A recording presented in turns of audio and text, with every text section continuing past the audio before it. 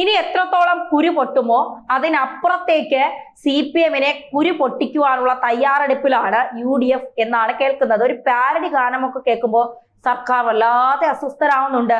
എന്തായാലും ഇത് കോൺഗ്രസ് അങ്ങ് തീരുമാനിച്ചിരിക്കുകയാണ്. പാട്ടിൽ ഇത്രയധികം അസഹിഷ്ണുത ഉണ്ടെങ്കിൽ അത് അങ്ങനെ തന്നെ നിൽക്കട്ടെ എന്നാണ് എല്ലാവരും പറയുന്നത്. അത് കൂടുതൽ മുറിവേൽപ്പിക്കാനുള്ള ഒരു ശ്രമം തന്നെയാണ് നടത്തുന്നത്.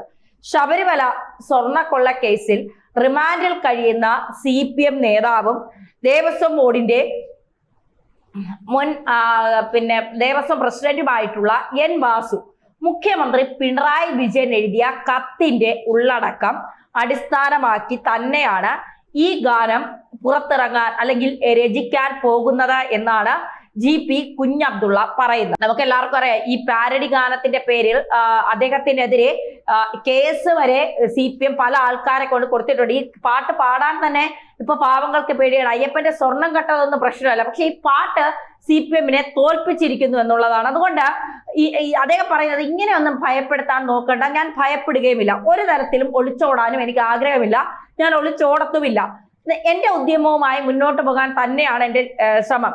ഇനിയും ശക്തമായി കടുത്ത വരികളിലൂടെ സർക്കാരിനെ വിമർശിക്കുക തന്നെ ചെയ്യും.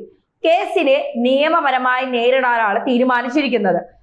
മാത്രമല്ല, ഈ തദ്ദേശ തിരഞ്ഞെടുപ്പ് കഴിഞ്ഞപ്പോൾ CPM-ന്റെ ഇത്തരം നീക്കങ്ങളൊക്കെ ഇല്ലാതായിപ്പോയി. പിടിച്ചു നിൽക്കാൻ കഴിയാത്ത ഒരവസ്ഥയിലായി. വലിയ തിരിച്ചടിയാണ് ഹിന്ദു ഐക്യവേദി വരെ പറയുന്നത് ഞങ്ങൾക്ക് പ്രശ്നമില്ല, ആ പാട്ട് എഴുതിക്കോട്ടെ, അത് മതവികാരത്തെ വ്രണപ്പെടുത്തുന്നു എന്നൊന്നും അല്ലെങ്കിൽ വിശ്വാസത്തെ വ്രണപ്പെടുത്തുന്നു എന്ന് ഞങ്ങൾക്ക് തോന്നിയിട്ടില്ല, ഞങ്ങൾക്ക് കുഴപ്പമില്ല. ഹിന്ദുക്കളോടുള്ള പിണറായിയുടെ സ്നേഹം ഈ പാട്ടിലാണ് നിൽക്കുന്നത് എന്നുള്ളത് CPM-ന് ഇത്രയും സ്നേഹമുണ്ട് എന്നുള്ളത് ഇപ്പോഴാണ് മനസ്സിലായത്.